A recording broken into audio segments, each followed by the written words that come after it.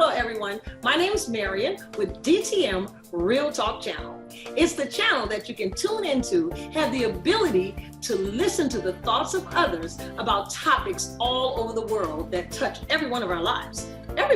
Everybody goes through basically the same thing. There is nothing new under the sun. So if you're going through, someone else has already been there. Maybe you can find hope. Maybe it's a pathway that can set you on the right road just by tuning in. So DTM Real Talk, just keeping it real. And if you like it, like us at the bottom, subscribe, and let us know just how we helped you. Just keeping it real. Nothing but love.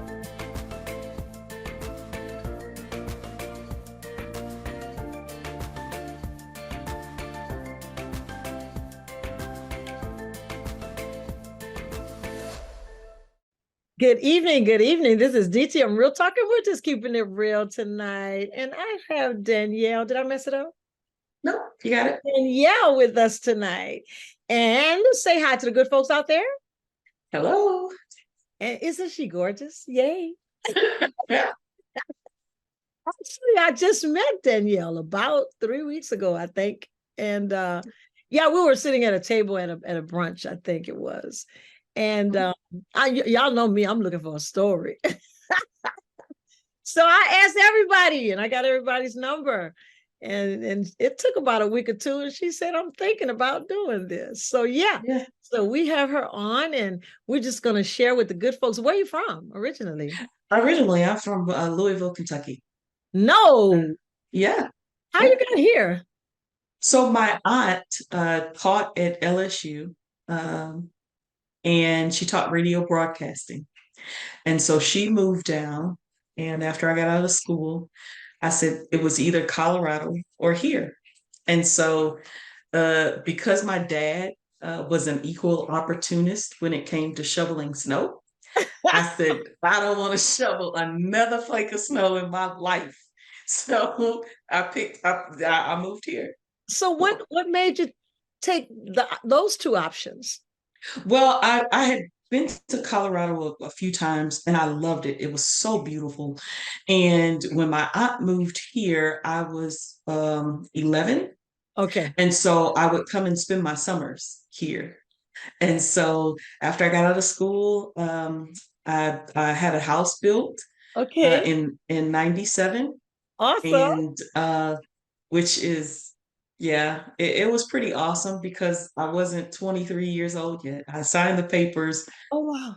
I was 22 years old, and it was the weekend of my 23rd birthday. My birthday was on that Sunday, and I signed the papers on that Friday. Yeah. Oh, my. Congratulations. Yeah. Thank you. 22. At 22, it was a long time ago. So wait a minute. So I know the good folks want to know that. So what were you were working? So obviously you were working. So where were you working? Yeah. I transferred.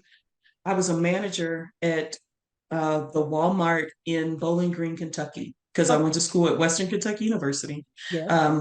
I studied music education. And so when I moved here, I was already working at Walmart there, working and going to school, doing the whole work school life. And I transferred here. And so when I did, I remember the first Walmart that I was going to work at, and she said, how much do you make? And so I told her, she was like, oh no, you would have to go back to work, this salary. I was like, well, thank you, but no, thank you. So I called, I went and it was Walmart in Zachary, Louisiana. And so I talked to the store manager there, and he was like, oh no, whatever you made is, that's all of your bonuses. So no, I can't take that away from you. And he said, but by the way, how much do you make? And so I told him. He said, oh, okay. And so I found out when I moved here, I was one of the highest paid I was about people. to say that. Yeah. And so I was like, what? I was like, y'all not getting y'all need to read y'all's contract. Louisiana. Yeah. I'm like, y'all free. You know that, right? Yeah. You free. Yeah, you know you're free, right? You know you free, right? So yeah, so that was that. And so I did move in. And going into 2022, Uh-huh. I was able to pay my house off. So Get out. Praise yeah, the Lord. praise the Lord. Yeah, yeah, Yeah, yeah. that is I'm trying awesome. to I'm trying to owe no man nothing but love. I feel you. That's what the word says. So that's what I'm trying to do. That's right. That's right. That's right. Okay, so from Kentucky. So did Mhm. mom move with you or she stayed there? No, How does no, that? actually, so my aunt, I built my house right next door to my aunt, Okay. and my grandmother, um, she moved in with me. And Okay. so she had moved down here to help my aunt take care of her, well, for my grandmother to take care of her grandchildren, Yeah. So uh I was able to partake in some of that upraising and help babysitting and all of that kind of stuff. Yes. So Yes.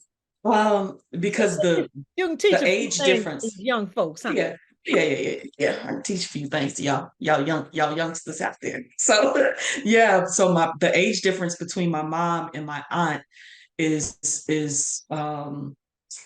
about 20 years. Oh wow. Okay. Yeah, so it was so my oldest sister and my aunt are only 2 years apart.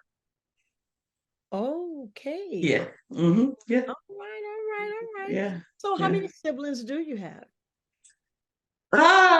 So I have nine. Nine, all living. Nine. Yeah. Two have passed away. Sorry.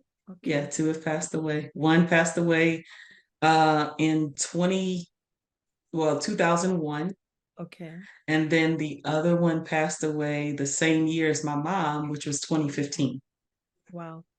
Okay. Okay. Yeah. Yeah. So how was the relationship with mom and where was dad in the picture? Yeah. My dad is still alive. Okay. He's I love that man. See, see.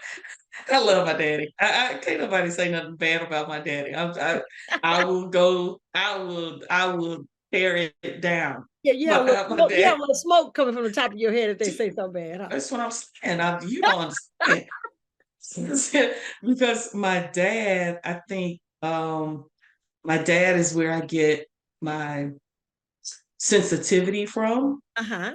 Um, my mom was kind of stoic. She really didn't show too much of emotion or oh baby, it wasn't, no, it wasn't that. It was it's like She you wasn't very gotta affectionate, huh? very not very affectionate and very strict. Okay. And so Where do you think that yeah, came from? Where did my that grandmother. your grandmother? Yeah. So my mom, when my mom grew up, she was a daddy's girl. Uh-huh. And she was the only girl until my aunt came along, which was 20 years or Yeah. so later. Yeah. And but my grandmother had five children and three boys and two girls. And Oh, so she was the only girl, so when you grow up with brothers, you gotta be tough. I'm the only You girl. know? Oh yeah. So for her, and she was second to the oldest. Yeah. So, she had the rumble with the boys. Yeah. Yeah. Yeah. You gotta do what you gotta Yeah. do. Yeah, you gotta it's survival Yes. when Absolutely. all you got is brothers. Absolutely. Okay, let's talk about let's just jab at this a little bit and talk about the relationship. You said it was a little, challenge with you and your mom. Let's talk Yeah, about some of those things and how you tunnel through them. First, let's yeah. identify. Yeah. So my mom, in Louisville, Uh, she was one of five people that knew how to play pipe organ. okay. My mom was a musician, and people saw the whole story dealing with Maddie Moss Clark and all of that. So my mom was the Maddie Moss Clark of Louisville. Okay. Okay. So everybody knew who she was. Yeah. She was sought out after many pastors, many churches Uh-huh. in order to play. Uh, Skillful musician. She was brilliant. I Wow. mean, it you really don't understand the brilliance until you understand the brilliance, Yes. I Yes. guess, Yes. So Unexplainable. yeah, and when you're young, you really don't. It's just that's my mom. Yeah. But as you grow up, and I'm the only one really that's in the family business, so so knowing the mentality behind music and the approach of music, and then not only just music but gospel music. Okay. In I tell people all the time, my mom groomed me. Okay. She Okay. didn't raise me, she groomed me. Yes. So this year will be my 40th year in music ministry. Wow. And So so I knew you could yeah. sing because I heard it. I heard it. Yeah, yeah, yeah, So yeah. do you play as well? Yes, yes, yes. Okay. Piano and organ and bass is my primary instrument right now, bass guitar. Okay. So, but like all kids, you start out playing drums, and then Yeah. So you a played drums, little, start out. I did, and then the Lord anoints you for that time, and then you Yeah. move on to something else, and so Yeah. yeah, so that was it. So she was very hard when it came to music, but I understand now, dealing with ministry. She would always tell me, if you're going to do something for God, you better do it right, Mm, or don't do it at all. mm, And I would look, and she would be lovey-dovey to everybody else, uh, and their children and all of that. But to me, it's like, I'm right. like, Right. well, dang, Yeah. Yeah. I got I can't catch a break. I got So that was basically how it was. And so growing up in that, and um being with her, it was no, hey, good morning, baby, how did you sleep? It was none of that. It was like, I was I was the I'm pretty much the same now. I did have a dark period in my life, but I started out pretty happy and jolly, uh-huh, uh-huh, you uh-huh. know, And you did but not some get that from your mother. no. Well, come to find out later on in life, I had the ability to know my mom, from being a mom Mhm. to being a coworker and then being a friend. Got it.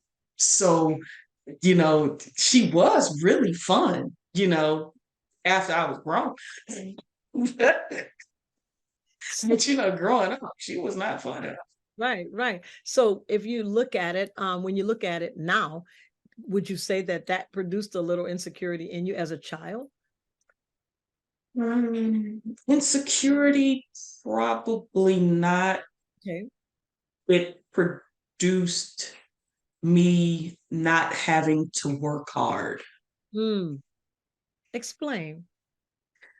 So some people in their positions and what they do, they work hard for it, Yes. right? And then you have another group of people where it Comes natural. just comes natural. It's just ease, right? And so uh that's something that just happens for me. It just came easy. The So I groom never really, grooming. right. The grooming did, Yeah. because I was that child that didn't want to disappoint, Yeah. Yeah. right? So I would stifle how I feel, stifle what I would say, because I did not want to be a disappointment. And so I didn't. I just did everything my parents told me to do. Right. Right. You had to get it right. And right, I had to get it right. And if I didn't get it right, it was turmoil inside for me Yes, yes. because I don't know about how many, how many of your listeners are creatives, Mhm. but sometimes when you are a creative, you you're always in the point of producing something, and it always has to be just right. Yeah. And so I always get dinged. I used to get dinged, and I would feel bad for people saying, "Oh, you're just a perfectionist." That's Uh-huh. saying you just like your mama, you're a perfectionist. And I would kind of be like, "Oh," until God said, "Listen, there's nothing wrong with being a perfectionist. Uh-huh. Being a perfectionist means that you cannot stand mediocrity. Come on You now. don't you don't get along well with Don't mediocre settle for people. less. You just can't. Not to say that I have something against people who are mediocre. If that's what you want to do, go do it. But we just won't gel well. Uh-huh. Some people just don't gel well. Uh-huh. And that's I don't gel well with people who are like, oh, well, that's good enough. No, it's not. You know, but to go on, so with my mom, everything had to be just right. So even when I sang, it had to be, I sang for the first time, I don't know, maybe I was 11, Uh-huh. and I sang a solo in church, and everybody was, oh my goodness, I didn't even know you could sing, and da, da, da, da, da, all of this stuff, and pat me on the back, and I started to feel, I was like, Uh-huh. good, I did good, and my mom came along, and she was like, you could have done better, and it was like, Yeah. Yeah. you know, just let the air out of me, and I'm like, man, okay, well, so then from that comment to somebody else coming along and saying, oh, you did such a great job, my response was, I could have done better. Yeah. Yeah. So to me, I was never good enough. I was trying to be, but I was always constantly looking for my mom's approval, Yeah. and that to me that never happened. Right. Growing up, I went to um, youth performing arts school Uh, in Louisville. So youth performing arts school was a hub school of Juilliard. okay. And so it was a school that started in the 80s, and they would have professors to come down, and do the school. So I auditioned and got in, my audition, my mom played for me, for my audition. Had So better got it right. I better got it right. That's like, that was nervous enough, So I got into school and got in all these productions and all these plays, and my mom was never there. Mm. And so it was like, Wait, she didn't attend any of the productions that you appeared in. no, How did it make you feel at that time? horrible, Yeah. horrible, because everybody's mom was there and everybody's parents were there, but my mom wasn't there, and I was like, okay, but as a child looking at that, I felt neglected. Yeah. Looking back on it now, everybody says hindsight is 2020. Looking back on it now, my mom was working, Hmm. you know, she worked at night. She started out as a clinical psychologist, and she didn't want to do that anymore because back then it wasn't paying Black folk no money. Really, Right. Right. Right. Right. basically, Right. she worked at Central Hospital, which was a psych ward, and it wasn't paying the bills. So she left there and went and worked at General Electric, GE. And Mm. so she worked third shift. And so most of my performances were at night, while she was sleeping. So Right. she had to, get some sleep to Yeah. put food on the See how you can table. look at it now versus Yeah. looking at it when you were a child. It Oh, yeah. Yeah. Right. And then as Right. an adult, it was taking care of business. Right. Because now I'm at a position where I got to take care of business. Yeah, absolutely.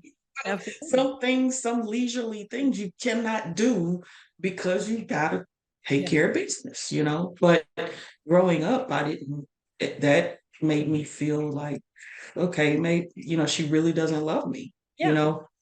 And I remember one morning I came down the steps and it was a Saturday morning and I told my mom, I was like, good morning, Ma. And she was like, that was her response. And so every time I would ask her something or want to ask her something, I would have to work up the nerve, you know, to ask her. And I was like, Ma, can I ask you a question? She's like, what? You know, Yeah. and I was like, I said, do you not like me?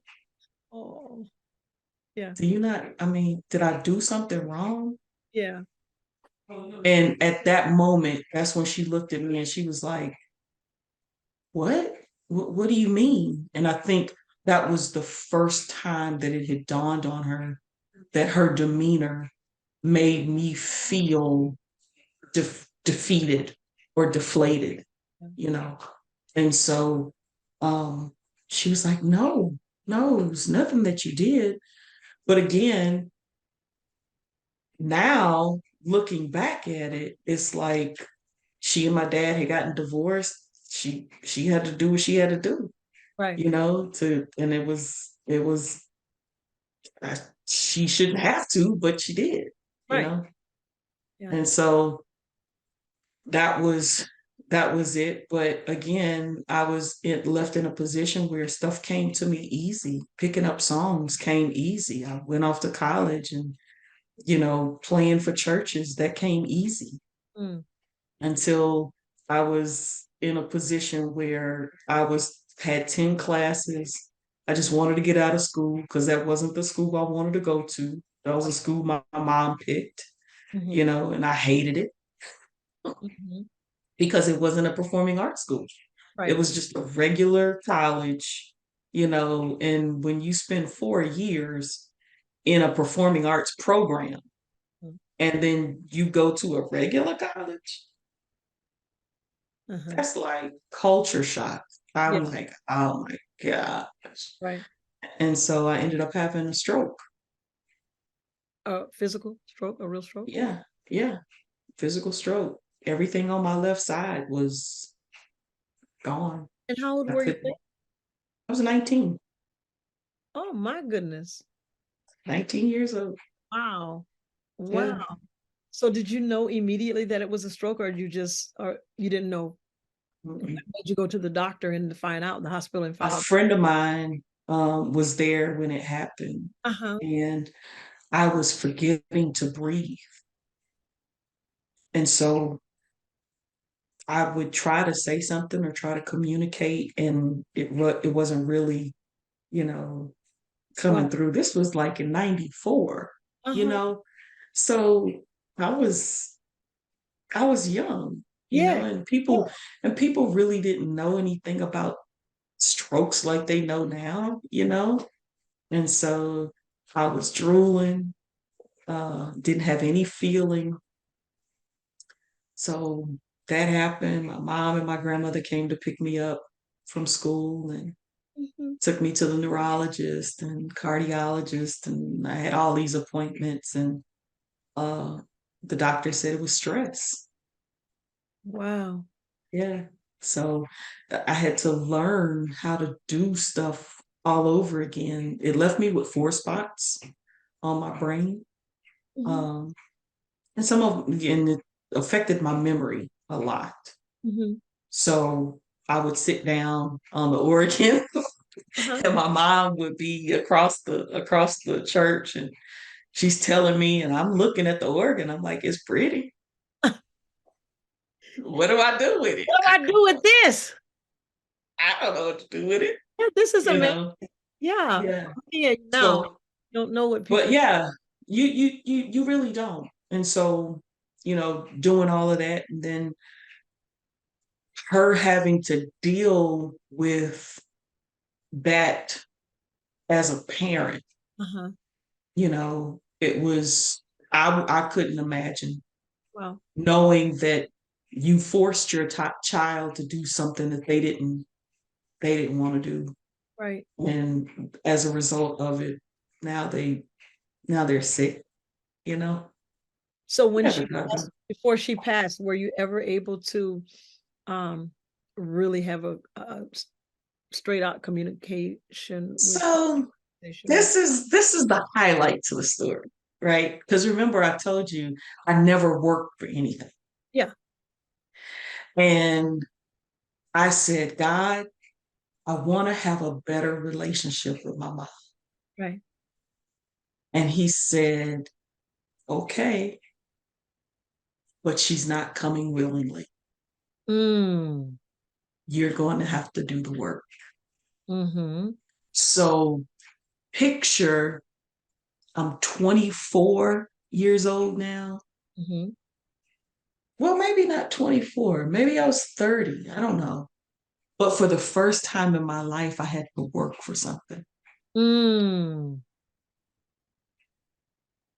For the Wow. first time in my life, I had to work for something. And did you get that And jittery? I said, oh, I was like, God, I don't know what to do. I don't know where to start. You gotta tell me. You gotta teach me. I don't know. And so the Lord speaks to me in dreams. Mm-hmm.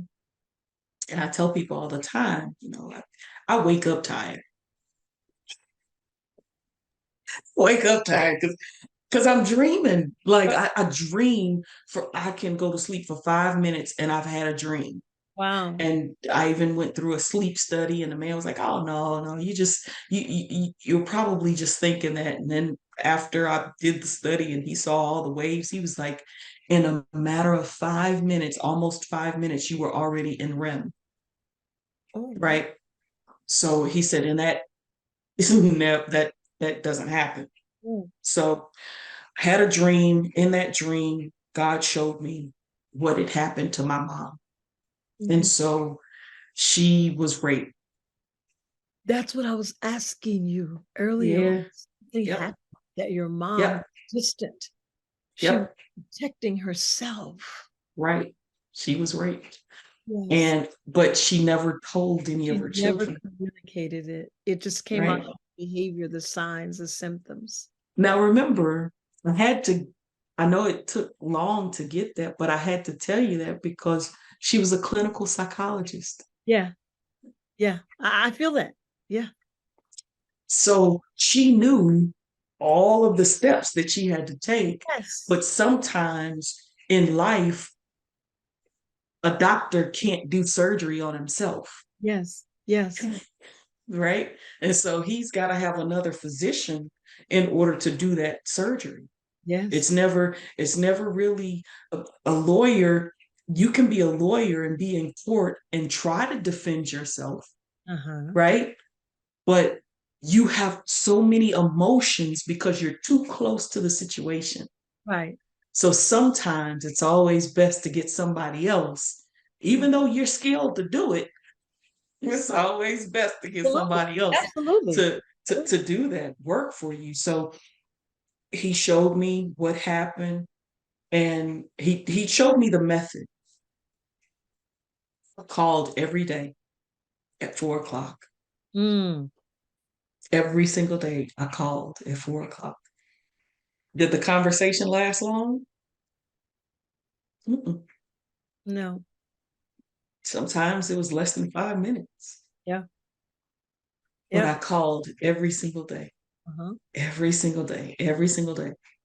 And then after that, it got to a point where before I could pick up the phone to call her, she called me Mm-hmm. because I was the one putting in the work. Yeah. Initiator. Mm-hmm. And so I never forget, it was every day at 4 o'clock. Well, here, every day at 4 o'clock, Oprah Winfrey came in. And just so happened, this episode, it was dealing with rape and molestation. Uh-huh. And I said, Mom, I had a dream. So I told her about the dream, Uh-huh. and she was just quiet. And I said, hello? She was like, yes. She said, I know God told you that because I've never told any of my children. And I described, the Lord showed me to a T what had happened. Wow. And so from that, made our relationship even stronger. Yes. Yes. And it got to a point where it was, she would come and she would spend not just weekends, but she would spend months Wow. with me, Yeah. Yes. and uh and I started having dreams that she would die. Wow. And it got to a point going into 2015, that was right before my sister passed. I had a dream that my mom died, and I was like, Ma, I had a dream you died. And she was like, she didn't say anything. Mm. And my sister passed, went to the wake and all of that. And I asked God, I said, well, God, who's next? Because I had just had another friend of mine from college to pass away. I was like, God, who's next? And I was the only child that slept with my mom. As an adult, I still slept with my mom. Oh. I would still sleep, she would Yeah. come here, she'd sleep in the bed, and we just talk and laugh and all of that. Yeah.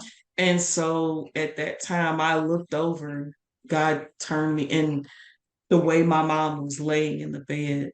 And I was like, no, God, please, I won't be able to take it. Right. And I had foot surgery. And that next week, my oldest sister called me and said they think I has cancer. They think your mom has cancer. Mhm. Uh-huh. And so I just cried. Mm.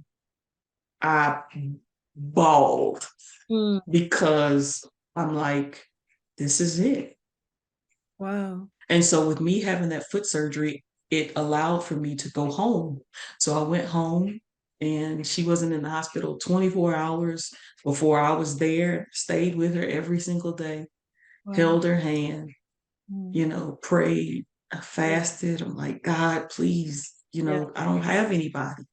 Yeah. Please don't take, this is all I got, Yeah. And she ended up passing the Mm. day after Mother's Day. Mm. Yeah. And it broke me because I'm like, the one thing in my life that I had to work for Wow. Was a relationship with my mother. was a relationship with my mom. And Wow. now it's gone. It's gone. Wow. That's all I'm gonna say. But I have something for you to do. That Okay. I would like for you to speak to the young women out there that are distant from their mother, that are estranged from their mother. Give them a word of encouragement. Give them some advice. Tell them something. Speak to them. Well, here's what I would say. You have to take yourself outside of the situation and look at it. What your mom, or however you think your mom is, it's always a story to that. And that story started and you were never in the picture. So your mother is a person before she was your mother. She was an individual with feelings and emotions and things that she had to go through. And you came in on the tail end of who they are. And so as of right now, what you first would need to do is ask God to give you direction. If you want that relationship with your mom, and I think every little girl wants that relationship from a mom. You want her to teach you how to cook. You want her to teach you, what to say, what not to say. You want her to groom you as my mom did with me in music. But you also want that affectionate side. You want it when you don't have that, then you really don't know how to have relationships with other women. That's first and foremost. True. You don't really know how to communicate with other women if you can't even communicate with your mom. That's the first one, that's the first woman you ever know, inside and out, literally. Right? So you want to ask God to teach you how to have a better relationship with your mom. Teach you, God, show me how to be a better daughter. Because sometimes we only look on the outside and say, "Oh, she did this and she did that," and some people, some of us, your mom's a piece of work. They're a cold piece of work. Just put it out there. They're a cold piece of work, and you got to have all the patience in the world to deal with them. However, you have the opportunity now because she's still breathing. She's still living. You have the opportunity now to change the whole trajectory of your relationship. If you're like this, you have the opportunity to bring it close. And it's in your hands to do. And so moving forward, take that challenge. If it's nothing but, "Hey, Ma, let's go out to dinner. Hey, Ma, I'm fixing this. Let me bring you some." Or whatever it is, if it's just little bitty things, take that and grow with it because you have the opportunity to do just that and then blossom. So when you have children, you can impart into them. You never want your children to grow up and not really know who their grandparents are. So that is one thing that I would say. I mean, things, yes, probably have happened in your life that you say, "Well, it was my mom's fault, and she's the reason why this happened, and she's the reason why this da da da da da da da." Well, you grown now. That's right. You got some grown up underwear. Put them on. That's right. Well, Danielle, thank you so much, first of all, for your transparency and for the advice. If this is your first time tuning in, you guys, go back and look at some of the other clips, but like, share, and subscribe. And if you would like to get in touch with Danielle, I'm going to post her information at the end of this clip, and you can reach out to her. She is also a life coach, and all of her contact information will be there. This is DTM Real Talk, and we're just doing what? Keeping it real. We'll see y'all next week.